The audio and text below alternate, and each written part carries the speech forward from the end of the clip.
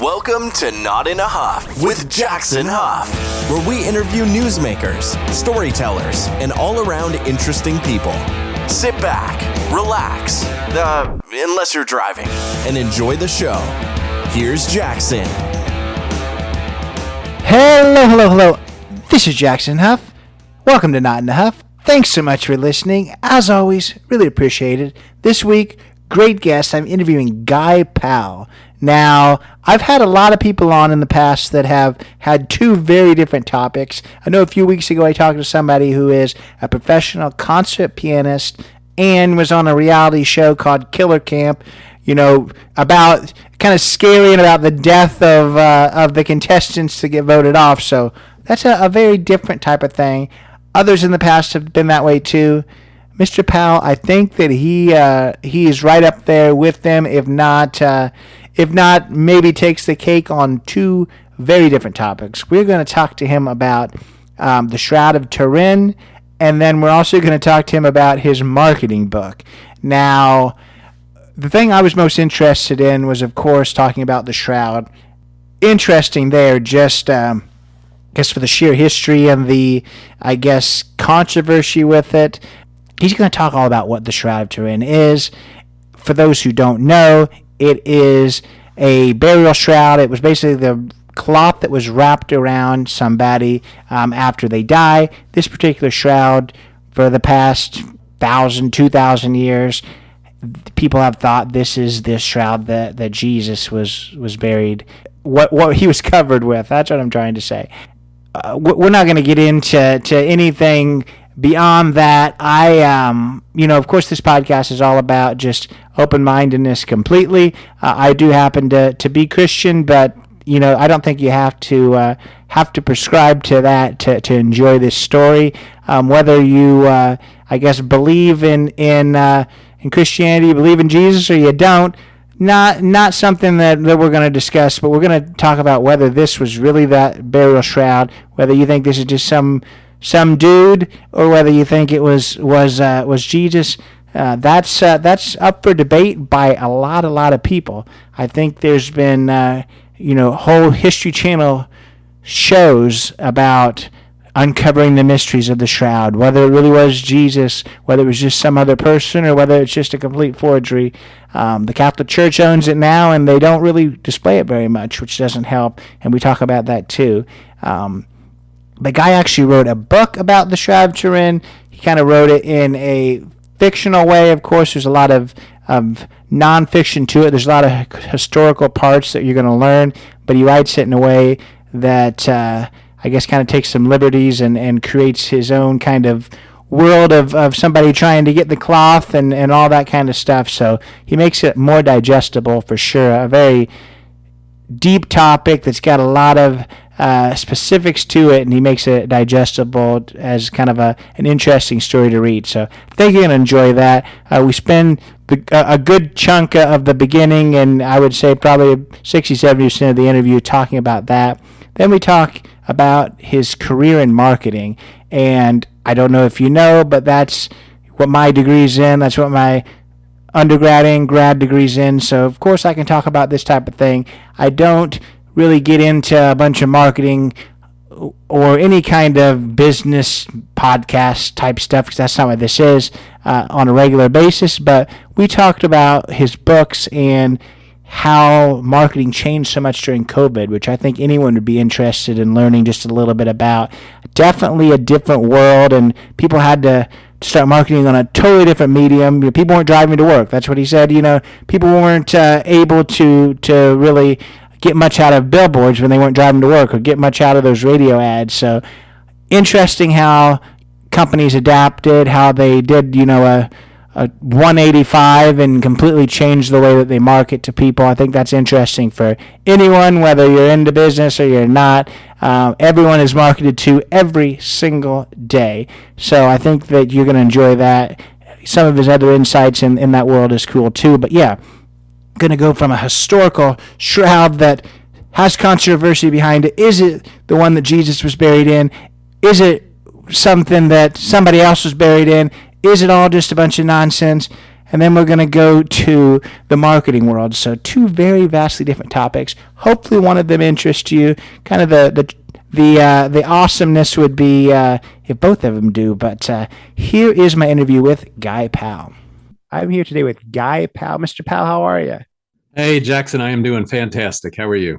I'm doing good. Yeah, so we've got quite a few things to cover, some very different topics. That's always my favorite when I get somebody who's got just a diverse set of things to talk about. Before we kind of get to either one of those things, just introduce yourself if you would. Yeah, Guy Powell. And I guess the two topics that we're going to be talking about, one of them is a recent book that I wrote, which is on marketing post-COVID. And we are hopefully in the post-COVID world. And then I have kind of a passion on the side that is writing a historical fiction on the Shroud of Turin. I'm excited to talk about both of them. I want to kind of start outside of the marketing world, and just before we get to the actual topic that you kind of delve so deeply into, where do you think that passion for history and historical fiction, where did that come from? Just lifelong, you've always loved it, or where are we at with that? Well, I'd say it's probably about 15 years ago. Maybe it is a little longer than that. I always enjoyed reading like Michener's Hawaii, and then I read probably 6 or 8 of his books, and they were the historical fiction. And so you would learn about, in that case, Hawaii. And I remember it's like a 1,000 pages, and I remember reading that almost in one sitting. I was on a flight from California back to Atlanta, and I sat there, and I remember that there was a little guy next to me, 6 years old or so, or 8 years old, and he says, "Hey, mister, you ever going to put that book down?" And so, because he obviously wanted to talk to me, or I don't know what, but he was just amazed that I was just reading it so much. So that series of books probably got me involved in historical fiction. And then I read a handful of books like David McCullough, and the ones on the various presidents. So, George Washington, Thomas Jefferson, John Adams, and whatever. And all of those were awesome. And that just got me into thinking about, well, how could you write a historical fiction? And then my brother, he gave me this book on the Shroud of Turin, and I started reading it, and it was a historical book. So it went fact by fact by fact, date by date by date. So 1356, this happened. 1389, this happened, whatever. And I said, this would be a much easier book to read if there was a fiction and a story to it. And so it took me, still about 10 or 12 years to start to think about writing it. And then when post-COVID hit, I said, I'm stuck in the house. I'm just going to start writing it. And I finally did. And so I wrote that book. And also I wrote that book in parallel with my other book, my post-COVID marketing machine marketing book, which is more about my business. Yeah. And I want to talk about the process of both of those, but I always like to break things down just as much as possible for the listener. I don't expect them to come in with all of this knowledge. So just tell us, for people who's like Shroud of Turin, 1, where the world is Turin, 2, what the world is a shroud. So tell us a little bit about both of those, if you would. Absolutely. So Turin is maybe in English would be Torino, Italy. It's probably 2/3 of the way up the boot, and there is this cloth. It's a 14-foot long by 3.5-foot wide linen cloth, and there's an image on it. And the real question is, how did that image get there? And so the history of the cloth starts about 1300, where it's actually documented that, in writing, where it's documented as having been exhibited and whatever. And actually there's a picture behind me here on the wall that kind of shows a little bit of that. And in any case, so how did it get to being written about? And then if it is the burial cloth, so that's what the word shroud means. If it is the burial cloth of Jesus Christ, then how did it get from Jerusalem all the way to Turin, where it is today? And that's kind of what my book is about. And it follows then along 13 different stories over the 2,000 years to try and provide some kind of a history, not the history, A History of the Shroud of Turin. And the book right now, its working title is The Only Witness, A History of the Shroud of Turin. So yeah, I mean, I'm glad that you had to explain it rather than me, because I've just in I already kind of knew a little bit about it, but just in my research before we spoke, it's definitely not without controversy of what this is. I mean, there's people who are adamant that it is exactly what you mentioned, the burial cloth of Jesus. There's people who are adamant that it's just the biggest hoax ever. Even the Catholic Church has weighed in, where they basically said they're not going to weigh in. So it's a very controversial topic. So I guess with your book, did you come at it kind of looking at both sides? Are you very adamant on one side or the other? You just examine it and let people decide for themselves, or what approach does this book take? Well, yeah, good point. And you're right about there are three sides to it. And but I took the side that the shroud is true. And I'd say, okay, maybe 98% probability. Nobody ever says 100%. So I'm going to stay away from that. But I'm definitely what's called an authenticist. So I more or less believe that it is the authentic burial shroud of Jesus Christ. And but then for the book, then I said, okay, I'm going to take that side and I'm going to write a story as if it is true, as opposed to, which would be interesting too, is to write a book in a similar way to talk about how could it have been a forgery? How could it be fake? How could it have been painted? How could some medieval painter, try and paint this thing or dye the cloth or do something to the cloth to make that image on the cloth and then have it be revered and venerated over the last 700 years when the first historical references to it came up. So I guess the one thing I would just wonder, just obviously playing devil's advocate, it not being by an artist at all. What if it's just somebody else? It is a burial shroud, but it's just not who everyone wants it to be. Yeah. Well, there's certainly that.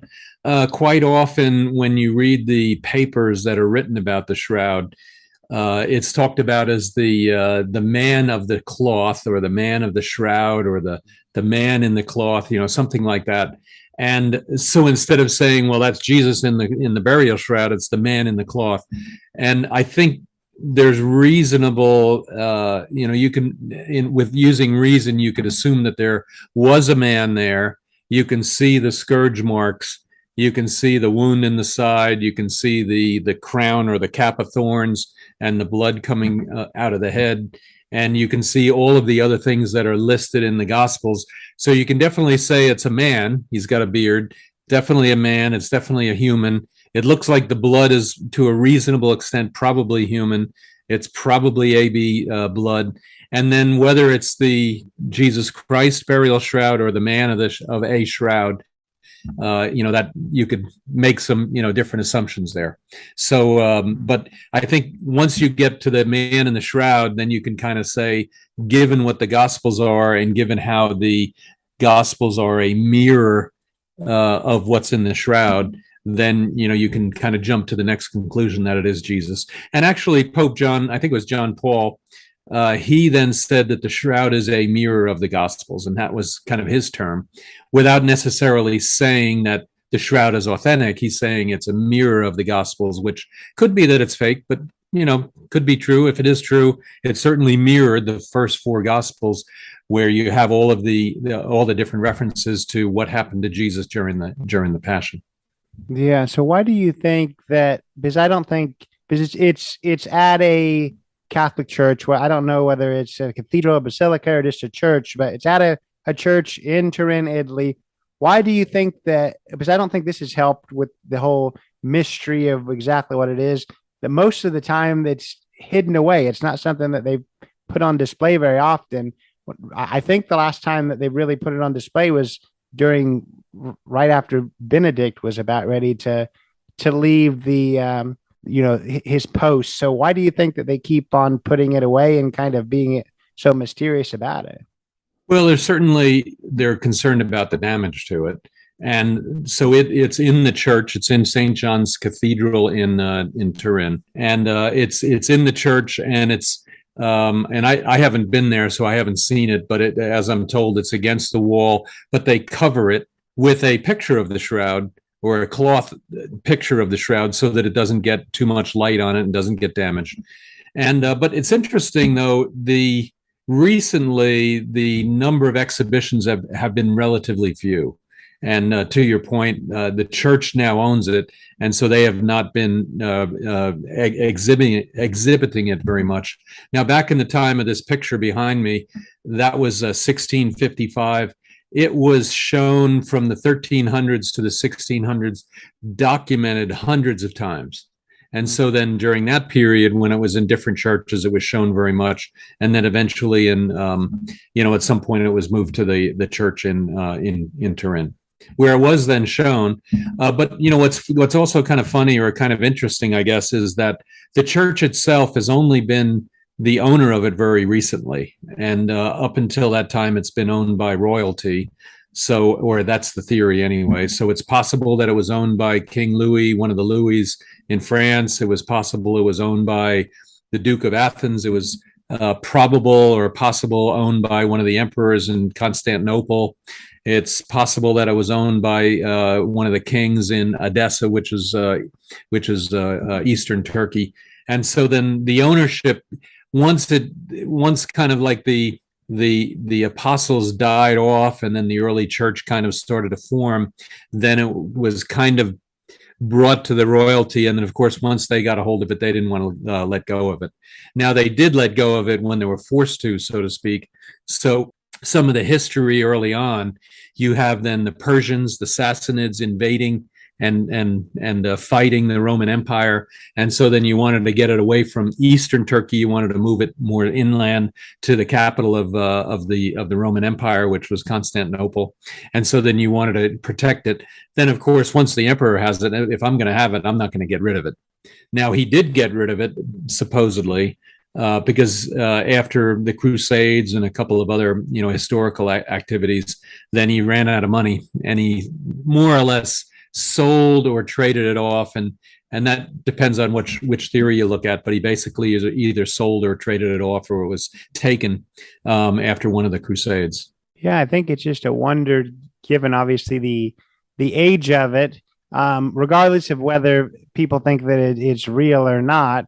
I mean, I think everyone says that it's at least 500 or 600 years old, if not obviously way older than that. So the age of it, and just so many people that it has, changed hands with, and a lot of people who probably consider themselves pretty much the gods of their time, that somebody hasn't been, I guess, let their ego get the best of them, and, went up in flames. So I guess I'm just surprised that it has lasted.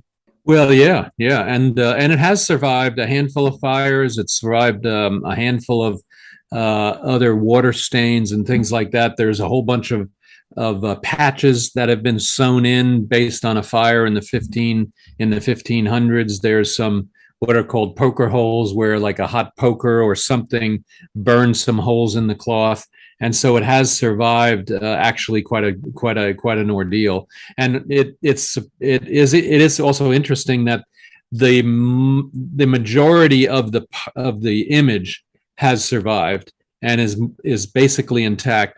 Where the stains are and where the fire patches are, they're more or less on the sides. So the image itself is probably still maybe 90% intact. No, that's really cool for sure. So you said with the book you wanted to kind of make it more digestible for people, not just the hard facts that are hard to kind of slog through. So you talked about it, kind of weaving fiction into that. Talk a little bit more about how you did that. I feel like people would be interested on how you added fiction to it.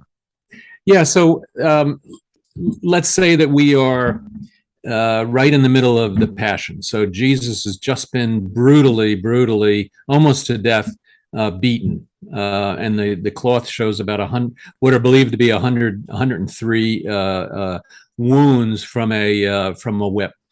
And so then here you are, he's then crucified, crucify him, crucify him, crucify him. And so the normal way that you would bury somebody that's important to you is that you would put him in a tomb and you would wrap the body in a cloth, a shroud. And if you were then one of his friends or followers or family, then you'd say, oh my God, we got to go buy a cloth. Where do we buy a cloth? So my story starts out with exactly that in mind. So I have Nicodemus, who you may know. He was, an early follower of Jesus. And he then goes to a friend, another follower of Jesus, say, hey, we got to buy a cloth. Jesus is going to die in a little bit. We need a cloth. So then he basically gives him some money and says, go buy a cloth. And then he sends his son out to a couple of different weavers, and he then goes off and buys a cloth. Now, what's interesting is, as you can imagine, a cloth of that size. So this is a 14-foot cloth by 3 feet wide. A 13-year-old boy probably doesn't know what that means. And, and it's Passover. And he says, oh, okay, well, I can go do that. I've bought stuff before. And so he goes running off. And of course, he can't run very far. And that's because Passover has taken place, and there's hundreds of thousands of people, Jews, that have just come into Jerusalem to celebrate Passover. And so the streets are crowded. There's people all over the place. They're carrying pigeons. They've got their offerings. They've got their cows and sheep and lamb, or whatever it is that they're going to offer. And the streets are totally full. And of course, the Jews kind of go, today's a really bad day. Passover, we got to be home you got to be in your house by 6 o'clock. And this boy is running around to a couple of weavers, and he's trying to find a cloth. Now, of course, you have to also think about what the life is like at that time. And I tried to add some realism to it. So I have him running into, there's an interesting little story from Dionysus. He was one of the emperors at the time, and he actually set the prices of what people were paid. And so he has the soldiers, they're paid, I can't remember, let's say 3,000 drachmas a year. And then he actually has a job in his list of setting prices that a sewer scraper is paid more than a soldier. And a sewer scraper goes into the sewers. So they had sewers, they had actual real sewers, and you would scrape off the sewage off of the sewers. And as you can imagine, he smells and whatever. And then the little boy runs into him. And so there's some interesting little tidbits like that to bring out some of the facts that are going on at the time. But also realize that, hey, I'm in need of getting this cloth. I got to get a cloth. And my dad wants me to, and Nicodemus wants me to. And then obviously that cloth then makes its way to Calvary and then to the cross and then finally to the tomb.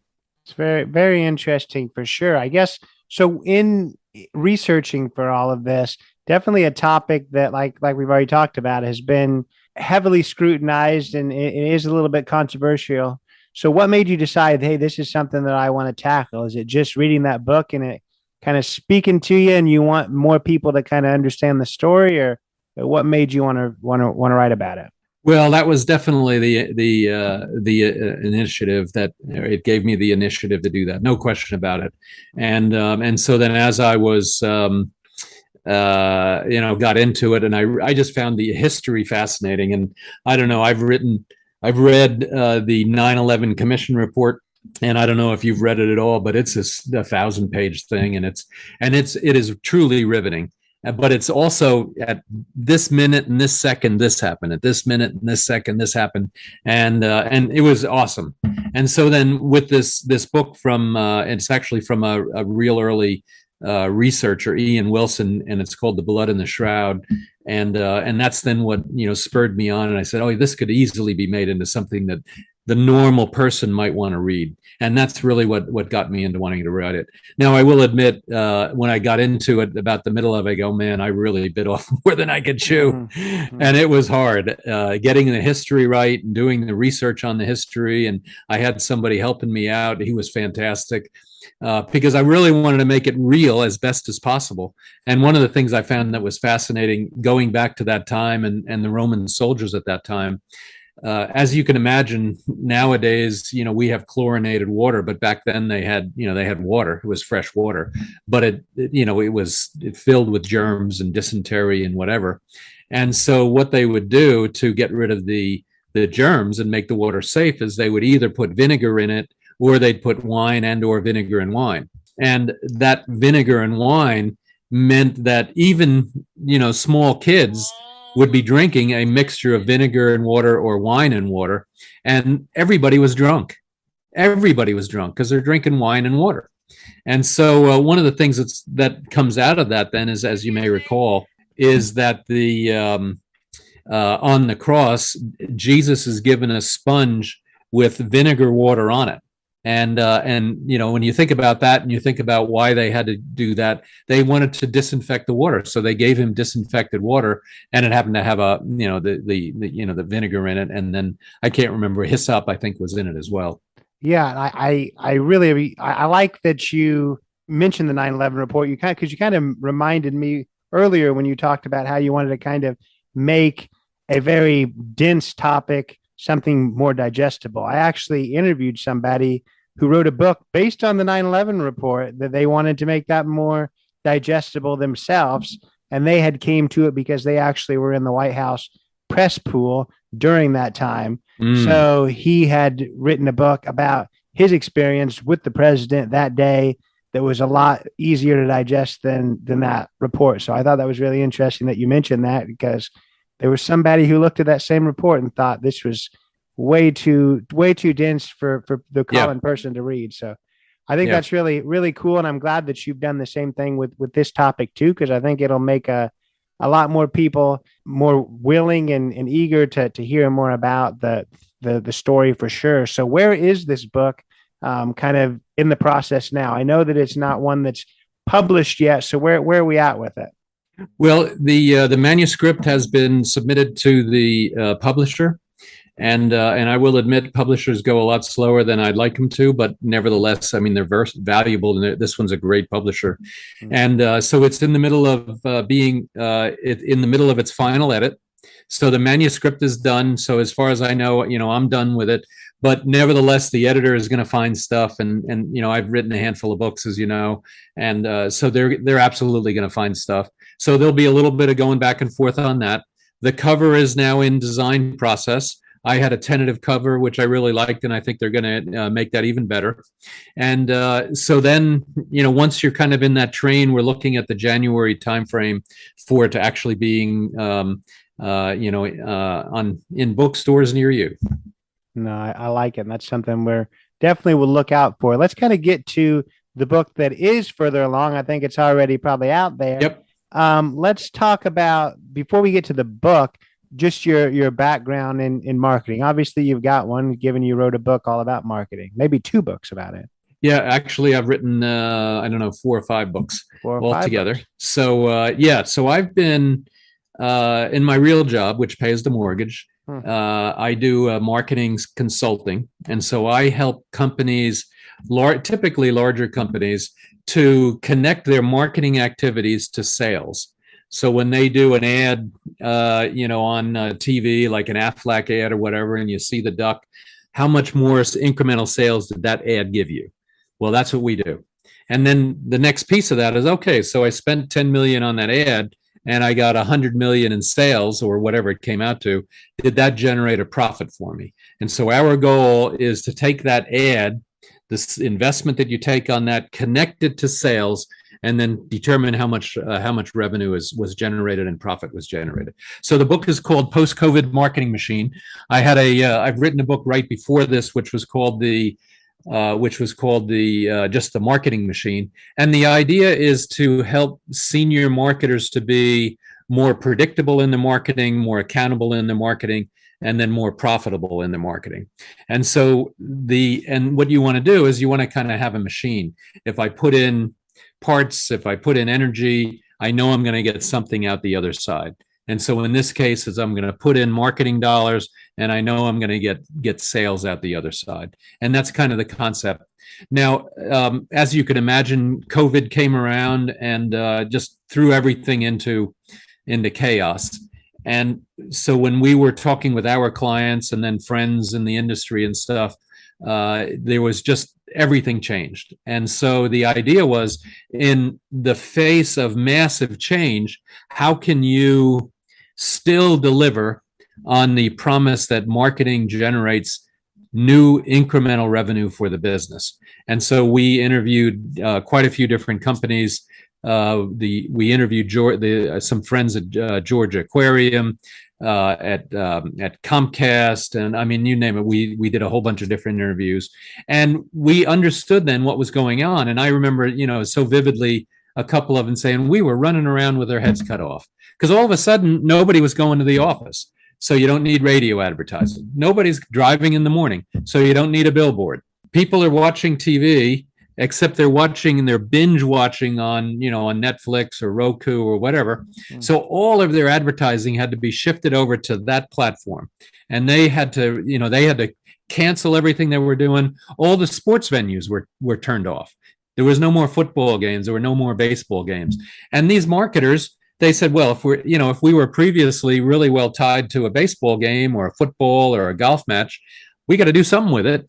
My bonus is still based on whether we sell or not. And so, they're going to do whatever they can to get their bonus. And our efforts were with our clients is to help them make sure that they get their bonuses. And that is to then say, well, they shifted, they reacted, they turned on a dime, and they delivered sales even in this very, very challenging environment. And that's then the premise really of the book, The Post-COVID Marketing Machine. So what happened during that time? Obviously, it was a lot less areas to advertise in, just like you were talking about, whether it was on streaming platforms, whether it was on TV. There's only so much time that we don't have 30-minute commercial breaks, so everyone can get their marketing in, all their advertising in. So did things just get much more expensive on the platforms that people were actually paying attention to? Was somebody able to make sure that didn't happen, or what happened there? Well, a lot of things happened, but typically as a marketer, what we want to understand first is, how did consumer behavior change? And once we understand that, then we can work backwards and figure out what we need to do to respond to how the consumer's behavior changes. And that's the most important thing. So we identified 3 different dimensions of change. The first one is that consumer purchase behavior was different. I vividly recall I was sitting here at my desk and I was working, and I said, I need to get something for something. It was like I think it was a UPS, or UPS went out, and I got up and I was going to drive to the Walmart. I get in the car and I'm about out the driveway, and I say, what am I doing? Just order the damn thing online. And so I turn around, I get back, I come up here, I look on eBay or on Amazon, and I order a UPS or whatever. So all of a sudden, the purchase behavior of consumers totally changed. Everything was now buying it online. Now, not only buying little things or food or whatever, they were buying big things. They were buying mattresses, they were buying furniture, they're buying cars. Everything was being bought online, and people were not going out and even trying the car, test driving the car. They just buy it without even seeing it. And so that behavior was the biggest change. And now you could say that change was kind of underway. Certainly the younger folks were already doing that. Now it was really the acceleration of that consumer purchase behavior change for the older generations, the Gen X's, and then the millennials, and then the boomers rather.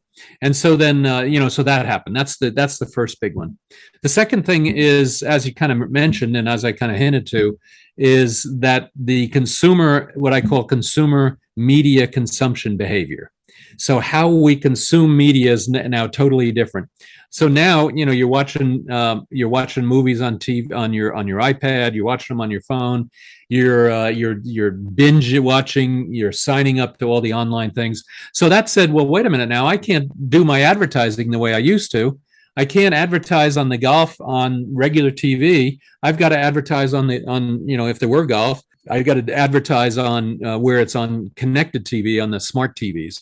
And so then I had to understand that.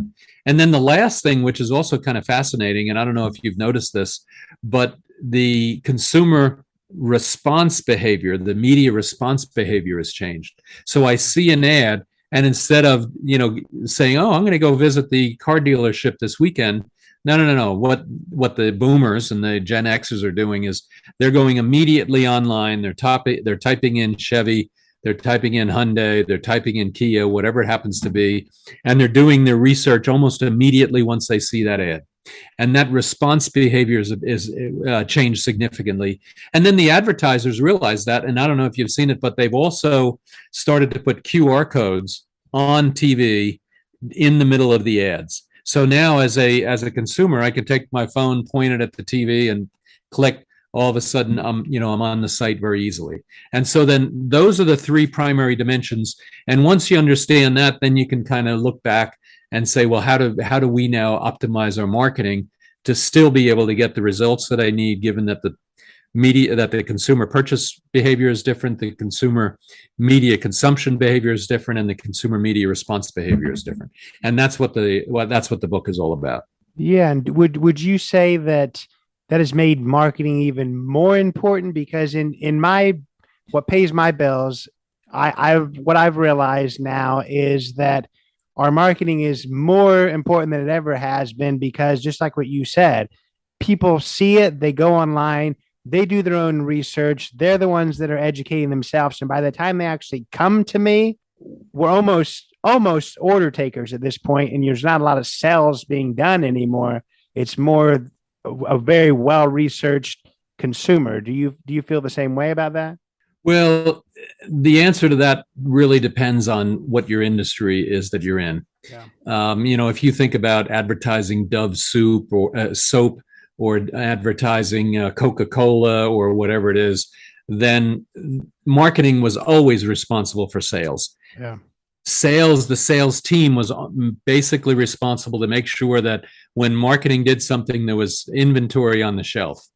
Now, if you're a B2B business, so business to business, or one of our clients is what's called a business to consumer. So they sell to businesses that then sell to consumers.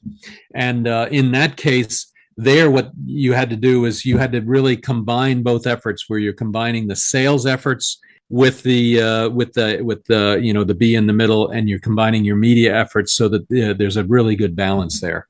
But what had happened though is that I think because marketing and the channels and the media channels that they're using became a lot more accountable, and then the need for it for them to really be a big part of selling, then yes, it did become a lot more important. In my B2B or B2B to C example, all of a sudden your salespeople, they couldn't go out visit. They couldn't go out belly to belly, face to face. They couldn't talk to everybody. They had to do it by Zoom, or they had to do it by a phone call. And so then, it was thought that those activities were less effective. So they had to be boosted by the marketing that could support them. Yeah, no, I think that's interesting. I definitely understand that it would very much depend on exactly what industry that you're in. So I want to kind of, I guess, differentiate this book, because you talked about how you've got 4 or 5 other ones. What makes this book different? People say, I've got 3 of Guy's books already. What's this one gonna teach me that the other ones haven't? Yeah, I think 2 things. When I wrote my first book, it was kind of surprising. It's the one on the end here, Return on Marketing Investment. It was really about, does marketing deliver an ROI? Can I measure it? And the answer is yes. And I brought out a handful of methodologies, especially for a B2B environment. Then my second book was kind of Marketing Calculator. And it was then, how can I learn from what I measure to be able to improve what I'm doing? And there it was still kind of, not necessarily ad hoc, but it wasn't really into something that you could do on a day-to-day operational basis.